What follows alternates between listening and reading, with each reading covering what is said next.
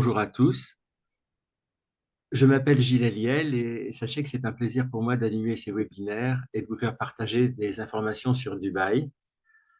Nous allons aborder dans ce webinaire environ une trentaine de minutes les risques qui se présentent lorsque vous partez pour Dubaï. Alors pour me présenter, je suis CGP, c'est-à-dire conseiller gestionnaire en patrimoine, et j'accompagne mes clients sur tous les sujets qui concernent le patrimoine. Et la gestion du patrimoine concerne aussi bien le droit de la famille que la fiscalité, les investissements mobiliers ou immobiliers, la préparation de la retraite, la protection des proches, etc. Et dans ce cadre, j'accompagne notamment les personnes qui souhaitent s'expatrier à Dubaï. Je vous propose donc de faire un tour d'horizon qui permette d'éviter les pièges d'une installation à Dubaï et pour bénéficier pleinement des avantages que procure la nouvelle résidence. On peut se rendre à Dubaï pour différentes raisons, pour bénéficier des avantages fiscaux, bien sûr, mais aussi pour jouir d'une meilleure vie, à condition de bien préparer son départ. Aujourd'hui, le sujet, c'est de faire un tour d'horizon du régime de faveur de Dubaï et ce qu'il faut anticiper pour éviter les pièges que votre patrimoine va rencontrer lorsque vous allez déménager ou si vous y êtes déjà. Alors, pour dire un petit peu de quoi nous allons parler, le rôle du CGP, ce que moi je suis en mesure de faire, c'est d'accompagner les expatriés dans la gestion de leur patrimoine restés en France. Être accompagné, partir parce que Dubaï attire l'attention. Alors, excusez-moi, je voulais dire être accompagné, c'est important parce que partir à Dubaï va attirer l'attention du fisc. C'est un peu comme si vous braquiez un projecteur sur votre patrimoine. Et Bercy, ça l'intéresse beaucoup. Il sait que vous partez et vous êtes considéré comme une personne qui fuit l'impôt. C'est comme ça. Alors, il faut ouvrir grand les yeux sur vos possessions que vous avez déjà acquises et on va voir qu'une des principales solutions à mettre en place lorsque vous décidez de faire ce voyage, c'est de faire de l'assurance vie. Je vais donc évoquer avec vous la fiscalité de l'assurance vie en cas de vie et en cas de décès. Donc, vous partez à Dubaï, ok, c'est bien, mais qu'est-ce que ça va changer? Je vous propose, à travers des exemples, de démontrer qu'il faut agir. Je vais évoquer plusieurs questions. Que faut-il respecter pour être considéré comme résident à Dubaï? En quoi l'assurance vie luxembourgeoise est-elle un avantage? Et ce qu'il faudrait retenir de ce webinaire. Voilà un peu le programme que je vous propose pour la demi-heure qui vient. Alors, dans le contexte actuel, votre patrimoine a besoin de soins. Le CGP peut vous guider dans le maquis fiscal et financier. Nous venons de connaître en Europe la plus forte hausse de taux d'intérêt en un temps très très court. Les taux de l'immobilier sont passés en moins de 18 mois à 4,21 en octobre 2023 et l'inflation nécessite de prendre des nouvelles dispositions pour ceux qui ne les auraient pas encore prises. Pardon, j'étais là, oui. Pour ceux qui ne l'auraient pas encore prises. Euh, non, pardon.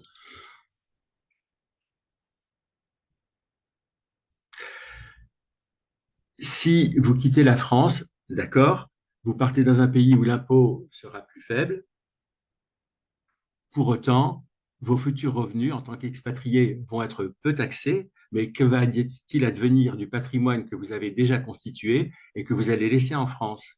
Si vous ne modifiez rien, il va continuer d'être taxé comme avant. C'est pour ça que je vous propose de vous poser quelques questions. Faut-il vendre ou pas sa résidence principale en France?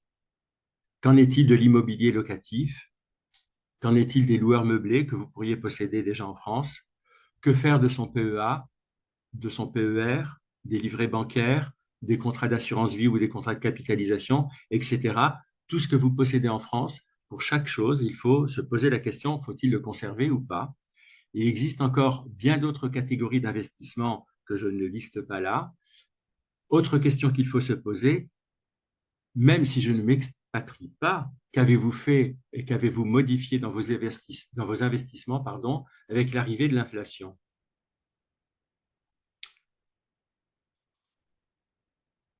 Lorsque il est alors La première chose à faire lorsque l'on fait cette démarche, c'est de faire un bilan patrimonial. Ça me paraît même incontournable d'en faire un pour décider des changements à mettre en place pour s'expatrier. Le CGP est comme un généraliste qui va vous accompagner auprès des différents spécialistes que je liste ici. Ma souris, là voilà. Le gestionnaire de patrimoine agit un peu comme un chef d'orchestre dans l'accompagnement des expatriés. Je, il vous permet de limiter les risques, de perdre parfois jusqu'à l'intégralité de votre capital d'investissement dans une mauvaise transaction ou faire un placement peu rentable. Pour terminer, j'aimerais évoquer l'assurance vie luxembourgeoise et les avantages que vous pourriez y trouver en étant expatrié. Alors, pour introduire notre sujet, sachez que le fait de partir dans un pays étranger, il y a deux risques majeurs. Le risque de double imposition et le risque de fuite devant l'impôt. C'est de ça que Bercy surtout a craint. Il y a un avantage énorme quand on part à Dubaï pour éviter la double imposition, c'est qu'il y a une convention entre les deux pays, entre la France et les Émirats arabes unis. Il y a eu la convention signée à Abu Dhabi, elle date du 19 juillet 1989.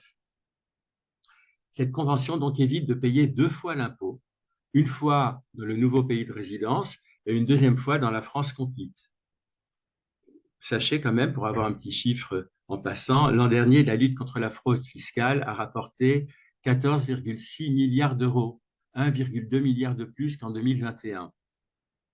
Et ça va aller de mieux en mieux pour le fisc, puisque FICOBA, FICOVI, ce sont deux organismes étatiques qui permettent des recoupements pour confondre les contribuables et faire la chasse aux fraudeurs. Sachez que tous les ans, depuis déjà 2016, les banques et depuis un peu plus tard les compagnies d'assurance informent le fisc des capitaux que vous possédez. Ensuite, il y a des recoupements avec votre déclaration d'impôt et votre éventuelle déclaration IFI. Voilà comment le fisc s'y prend pour faire la chasse aux fraudeurs. Alors, sans rentrer dans le détail, voilà quelle est la fiscalité des contrats d'assurance vie ou de capitalisation. C'est la même chose, c'est la même enveloppe. Pour donner les grandes lignes, les primes versées avant 97, la fiscalité est très favorable. Il faut éviter d'y toucher, sauf si c'est un mauvais contrat. Avant 91, il n'y avait même pas de droit de succession, donc c'est encore mieux. Entre 97 et 2017, il y a pendant ces 20 ans, pendant 8 ans, le contrat d'assurance vie était fiscalisé, 35% les 4 premières années, puis 15% les 4 suivantes. Et ensuite, il était possible d'échapper à l'impôt avec des rachats successifs, de ne pas tout racheter en une fois. On ne paye de l'impôt que sur les intérêts, jamais sur le capital, hein, bien sûr. Et il y a des abattements de 4 600 euros après 8 ans pour un célibataire, 9 200 euros pour un couple marié. Il s'agit des abattements d'intérêt. Pour donner un exemple, si j'ai un contrat d'assurance vie avec 200 000 euros et que j'ai versé 150 000 euros, j'ai donc un bénéfice de 50 000 euros. Si je rachète, je fais un rachat partiel et que j'ai plus de 10 000 euros, plus de 9 200 euros, pardon, d'intérêt dans mon rachat, je rachète par exemple 100 000 euros dans lesquels j'ai 25 000 euros d'intérêt, eh bien j'ai 9 200 euros si nous sommes un couple, 9 200 euros exonérés, le reste étant imposable à 7,5%. Après 2017, la fiscalité s'est un peu alourdie puisque selon que l'on a plus ou moins racheté 150 000 euros dans l'année, on est imposable à 12,8 ou 7,5%. Voilà ce que l'on peut dire très succinctement sur la fiscalité de l'assurance vie. Ce tableau, je le montre pour vous montrer, pour qu'on parle de l'imposition en cas de transmission. Il y a ce qu'on appelle les DMTG, les droits de mutation à titre gratuit. C'est un peu barbare comme terme, j'en conviens. C'est en cas de succession après un décès. Et il y a les DMTO, les droits de succession à titre onéreux. c'est lorsqu'il y a une transaction, ce sont une partie des frais de notaire. Dans le cas d'une transmission, si vous regardez ce tableau, on compare la fiscalité de l'assurance vie à celle du reste du patrimoine. L'assurance vie, elle est là, voilà, c'est ça. Là, le reste du patrimoine, c'est la partie droite du tableau. Eh bien, euh, si je retiens les ascendants, descendants, c'est le barème le plus avantageux dans le droit fiscal français. Après un abattement de 100 000 euros renouvelable tous les 15 ans, vous voyez qu'on arrive très rapidement à un taux de 20%. Ici, dès 16 000 euros, je vais payer 20% à chaque fois que je transmets une somme au-delà de 16 000 euros à mes enfants, par exemple. Alors que jusqu'à 152 500 euros, je ne paye rien en assurance vie. Et au-delà, je vais payer 20% jusqu'à 852 500 euros. Après 852 500 euros, le taux passe à 31,25 et il n'augmente plus. Donc, on peut déjà constater que le taux maximum de l'assurance vie est inférieur à celui du reste du patrimoine, mais surtout, ce que vous pouvez retenir, c'est que, considérons une famille avec 2 parents et 2 enfants, eh bien, on pourrait transmettre jusqu'à 3 410 000 euros avec un taux maximum de 20% et un taux moyen de 16,4%, puisque les 152 500 premiers euros ne sont pas imposables. Comment j'ai obtenu mes 3 410 000? C'est tout simplement 852 000 fois 4, puisque le papa peut transmettre à ses 2 enfants 852 000, la maman à ses 2 enfants, ça fait bien 4 fois les montants que je viens de citer. Donc l'assurance vie est indiscutablement la meilleure fiscalité en ce qui concerne la transmission. Et de notre vivant, l'assurance vie est imposable comme le reste du patrimoine avec la flat tax qui est de 30%. Cette flat tax, elle passe à 12,8 lorsque l'on devient non-résident, mais là j'anticipe sur ce que je vais dire tout à l'heure. Quelques mots sur Dubaï. Dubaï attire, et c'est pour ça que vous êtes présent aujourd'hui, de plus en plus d'expatriés. Dubaï a été fondé le 2 décembre 71, pour faire un peu d'histoire, lors du départ des Britanniques. Il a été créé la Fédération des Émirats arabes unis et elle est constituée de 7 Émirats dominés par Abu Dhabi et de Dubaï. La langue officielle est l'arabe, mais l'anglais est couramment utilisé dans le tourisme et le monde des affaires. La population de Dubaï compte 3,6 millions d'habitants en 2023, dont 240 000 Britanniques. Les Émirats arabes unis, c'est 8 084 000 d'habitants en 2021.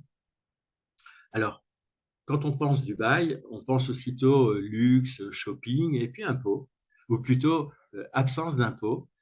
Néanmoins, les autorités font des efforts pour s'aligner sur les pratiques internationales et se conformer aux normes internationales. Par exemple, depuis 5 ans, il y a une création de TVA à 5%. Avant, il n'y en avait pas. Aujourd'hui, elle est de 5%. Alors, elle est faible, mais elle est créée.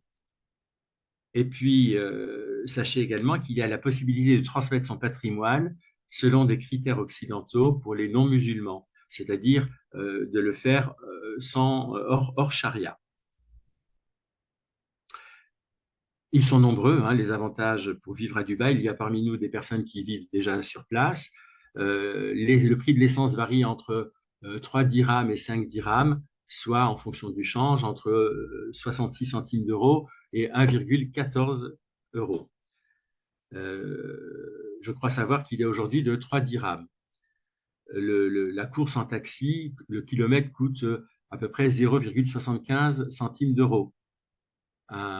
Un opérateur téléphonique va coûter entre 6 et 10 euros. Il n'y a pas de criminalité ou très peu. Beaucoup d'étrangers sont attirés par ce que je suis en train de citer et s'expatrient, puisque sur les 3,6 millions d'habitants, 85 à 90% sont étrangers. Il y a une communauté française de 28 000 Français qui vivent à Dubaï. Donc, Dubaï, pour attirer les expatriés, offre un cadre de vie luxueux et offre surtout un autre argument de poids, des avantages fiscaux avec zéro impôt. Voilà, j'ai rien à rajouter de plus. Il n'y a pas de piège. On fait tout pour aider les entrepreneurs à Dubaï. Euh, alors, c'est une évolution qui est quand même assez récente, puisqu'il y a encore peu. Sachez qu'un couple encourait jusqu'à 1 an de prison pour le simple fait de vivre ensemble hors mariage. Dans la foulée, l'État a aussi assoupli les règles de l'alcool pour séduire les Occidentaux, mais ça reste l'Orient. C'est pourquoi je pense qu'il est utile de conserver des capitaux en Europe. Ça ne serait pas une mauvaise stratégie. Vous allez voir à la fin de la présentation, je vous montre une courbe de l'évolution du dirham. Rien ne vous garantit que le dirham va s'apprécier nécessairement face à l'euro, d'où l'intérêt de garder des capitaux également en Europe. Le tourisme, pour continuer de présenter Dubaï, représente 30% du PIB de Dubaï. Pour séduire les voyageurs, la démesure est presque de rigueur. Par exemple, le seul hôtel du monde de 7 étoiles est à Dubaï. Voilà, beaucoup d'influenceurs sont à Dubaï. Vous, vous vous rappelez que les droits appliqués en France, c'est 45% en ligne directe. C'est presque confiscatoire, hein. C'est un impôt sur la mort, c'est énorme les droits de succession.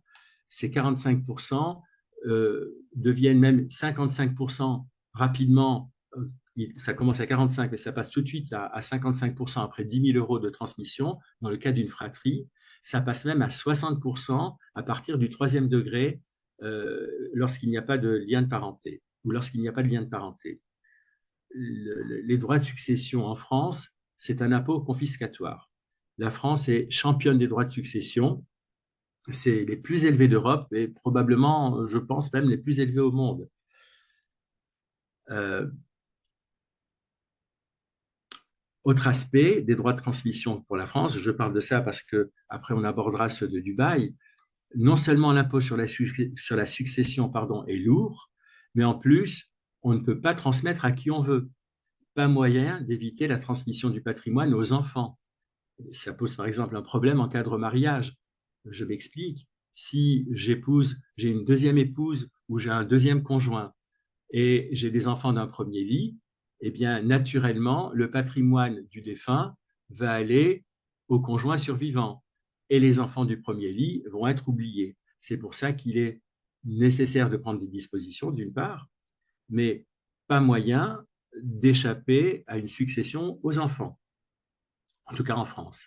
Alors, sachez qu'à Dubaï, il est possible de céder son patrimoine hors filiation directe. On fait comme on veut. Votre compagnon ou votre compagne non mariée, votre maîtresse, votre concierge, enfin, à qui vous voulez, vous pouvez transmettre votre patrimoine. C'est le même droit qu'aux États-Unis.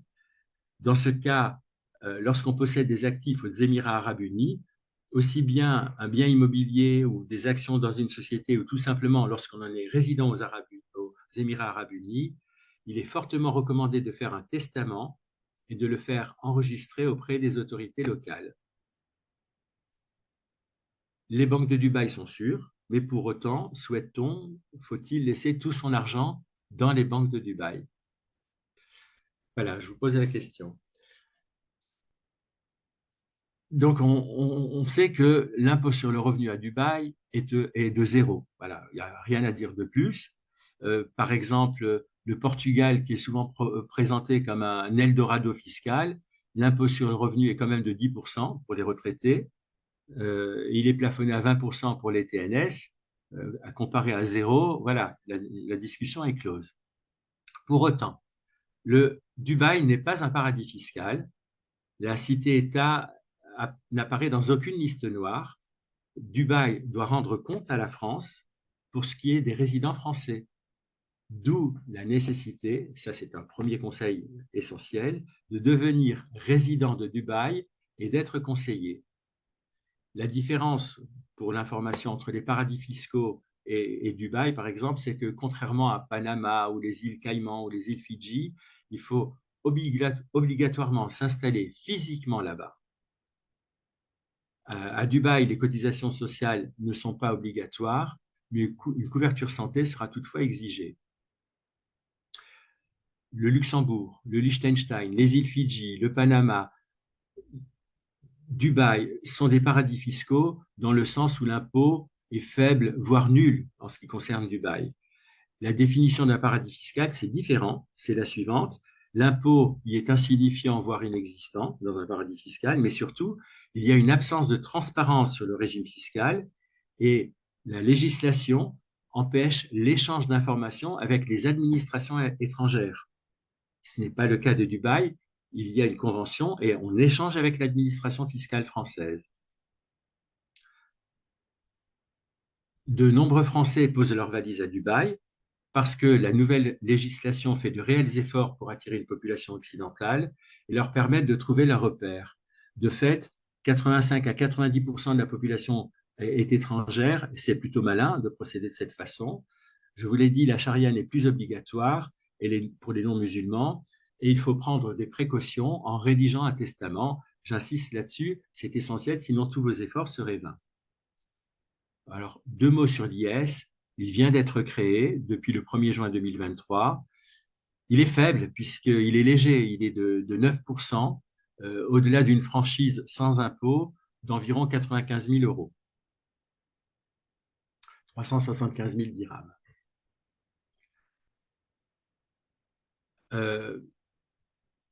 Une PME, par exemple, ne payera pas d'impôt sur la société. Prenons un exemple, une PME qui gagnerait 200 000 dollars de bénéfices, eh bien, elle serait sur les 100 premiers 1000 dollars non imposables, 95 000 euros, 100 000 dollars, et sur les 100 000 dollars suivants, un impôt de 9%, ce qui reviendrait à dire que l'impôt moyen serait de 4,5%, ce qui est très faible comparé au taux qu'on retrouve en Europe. En France, il est de 25%. Les avantages donc sont considérables. Pendant la période de Covid, par exemple, les restaurants restaient ouverts. Il y a une campagne de vaccination massive. Ça, c'est pour dire qu'on est vraiment dans un pays très avancé, très évolué et qui n'a pas connu les complications qu'on a pu rencontrer ici en Europe. Alors, pour résumer, pas d'impôt sur le revenu si je suis résident fiscal, pas d'IFI, d'impôt sur la fortune immobilière, pas d'ISF, pas ou peu d'IS pour les entreprises, pas de contrôle d'échange, la monnaie est entièrement convertible, le taux d'inflation est bas, il y a une législation du travail libérale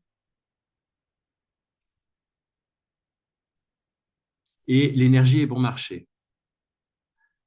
Depuis la guerre en Ukraine, les prix de l'immobilier ont fortement augmenté sur les 18 derniers mois, jusqu'à 50% dans certains endroits de Dubaï, voire plus.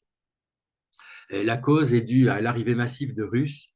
Il y avait 40 000 Russes, ils sont passés à 60 000, et ce n'est pas n'importe lesquels qui sont venus.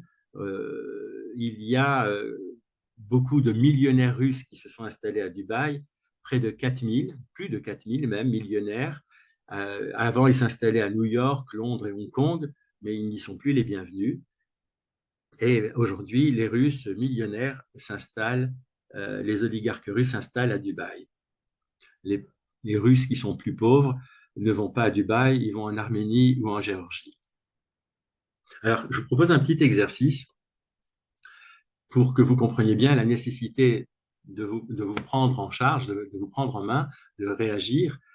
Si vous êtes résident fiscal français et que vous êtes propriétaire, donc je suis français et je suis propriétaire d'un bien immobilier ou d'une société située à l'étranger. Donc, je suis résident français, mais mes biens sont situés à l'étranger. Dans ce cas, où se trouverait l'imposition? Je vous laisse réfléchir 2 secondes. Eh bien, on va appliquer les droits de succession français. Autre exemple, j'ai des comptes en banque ou des comptes d'investissement situés à l'étranger alors que je suis résident français. Dans cette hypothèse, on applique toujours les droits de succession français. Troisième exemple, je suis cette fois résident fiscal étranger. mais je suis propriétaire d'un bien immobilier ou d'une société civile immobilière située en France. À nouveau, on applique les droits de succession français. Enfin, je suis toujours à l'étranger, par exemple à Dubaï, mais j'ai gardé mes comptes en banque ou mes comptes d'investissement sont situés en France. Là encore, je vais avoir les droits de succession français. Il faut vraiment prendre la mesure pour ne pas avoir dilué, voire perdre les avantages que procure une résidence à Dubaï. En immobilier, en assurance vie, des arbitrages sont nécessaires. Vous l'avez compris, pendant la période où vous êtes résident aux Émirats arabes unis, il est préférable de transférer son patrimoine hors de France. Conserver sa résidence en France, c'est prendre le risque d'être imposé en France. Les locations immobilières restent imposées en France. L'IFI continue de s'appliquer sur les biens situés en France et il augmente même parce que votre logement ne sera plus votre résidence principale et vous perdez l'abattement de 30%. Vous subissez en plus une majoration de 40% sur la taxe foncière qui devient votre résidence principale, devient votre résidence secondaire. Fin d'exonération de la plus-value pour la résidence principale si elle n'est pas vendue dans l'année du départ. Toutes ces raisons justifient de prendre des mesures si vous décidez de vous expatrier à Dubaï. Quelques chiffres, juste pour vous donner une idée de ce que vous avez et ce que vous quittez et ce que vous allez retrouver. Alors, là ici, cette ligne que je montre avec la souris, c'est la ligne du Luxembourg. Là, vous avez les trois agences de notation principales, Fitch, Standard & Poor's et Moody's. Comme vous pouvez voir, le Luxembourg a la meilleure notation, 3A, 3A, 3A à chaque fois, ce qui n'est pas le cas de la France. Et Dubaï est noté comme la France. Juste trois chiffres. La dette du Luxembourg, ici, elle est faible par rapport à la dette française, près de 3,5 fois moins. Le PIB du Luxembourg est 3 fois plus important que le PIB français. Le salaire moyen, il est là, il est près de 2 fois plus important que le salaire moyen français. Si je parle comme ça du Luxembourg, c'est parce que c'est pour vous dire la solidité de ce tout petit État et peut-être que si vous décidez de mettre vos capitaux au Luxembourg, vous le mettez dans un endroit qui est sûr. On a vu que Dubaï n'est pas un paradis fiscal, notamment parce qu'il est nécessaire de s'installer physiquement là-bas. La règle de résidence est simple, il s'agit de séjourner plus de 183 jours par an. Alors, je ne vais pas développer ici les conditions de l'article 4B du Code général des impôts. On y retrouve les conditions pour être résident français. Par exemple, si vous tirez plus de 50% de vos revenus dans une société domiciliée en France, même si vous résidez à l'étranger, vous restez imposable en France. Donc, c'est pour ça que je vous dis, on ne peut pas prendre un cas général, il faut vraiment faire du cas par cas pour connaître la situation particulière de chacun et savoir si vous allez facilement devenir résident étranger sans être inquiété par le fisc français ou pas. Dans tous les cas, je vous invite à vous intéresser vivement à l'assurance vie luxembourgeoise. Un petit aperçu. On a vu à l'instant que le Luxembourg possède une solide économie et cette bonne santé est due notamment aux performances de son pôle financier. Les assurances luxembourgeoises sont sécurisées par ce qu'on appelle le triangle de sécurité. Cette très grande sécurité, c'est une transparence vis-à-vis du souscripteur. Alors, c'est unique en Europe. La réglementation luxembourgeoise impose la signature d'une convention tripartite de la part de l'assuré entre, d'une part, la banque dépositaire, la compagnie d'assurance et l'autorité de contrôle des assurances au Luxembourg qu'on appelle le commissariat aux assurances. D'où ce terme, le triangle de sécurité. Alors, le principal avantage, pour rester simple, c'est que l'argent déposé sur un contrat d'assurance vie n'est pas physiquement chez l'assureur, mais il est dans une banque dépositaire et ça change tout. Si la compagnie d'assurance a des problèmes, la banque à côté n'est pas concernée. Et donc, vos capitaux ne sont pas concernés. Le contrat d'assurance vie luxembourgeois est le contrat le plus sécurisant d'Europe, même plus que la Suisse. Cette répartition garantit les avoirs du souscripteur et à cela s'ajoute le super privilège. C'est quoi ce super privilège? C'est qu'on assure aux bénéficiaires un privilège de premier rang. En effet, les compagnies d'assurance, généralement, en tout cas les françaises, octroient une priorité à tous les autres créanciers de la compagnie, quels qu'ils soient. En France, on paye d'abord l'État, on paye ensuite les salariés avant de payer les souscripteurs. Là, au Luxembourg, on paye d'abord le souscripteur avant de payer même l'État. C'est ce qui explique ce triangle de sécurité et cet avantage énorme qu'il y a à souscrire un contrat d'assurance vie au Luxembourg. Donc, le contrat d'assurance, l'argent qui est déposé sur le contrat d'assurance n'est pas physiquement chez l'assureur, mais dans une banque dépositaire. Et cette protection permet d'investir en toute confiance au Luxembourg. Vous l'avez compris, devenir résident à Dubaï et garder ses actifs en France, c'est contre-productif. En ce qui nous concerne, nous ne faisons pas du traitement standard des grands distributeurs, mais du cas par cas. Dans certains cas, en fonction de l'ancienneté du contrat en France, il n'est pas souhaitable de transférer son contrat au Luxembourg. C'est pourquoi il n'est pas souhaitable ici d'aborder des conseils d'ordre privé. Pour moi, chaque cas est un cas particulier. Voilà, je vous disais tout à l'heure que les variations du dirham sont assez importantes.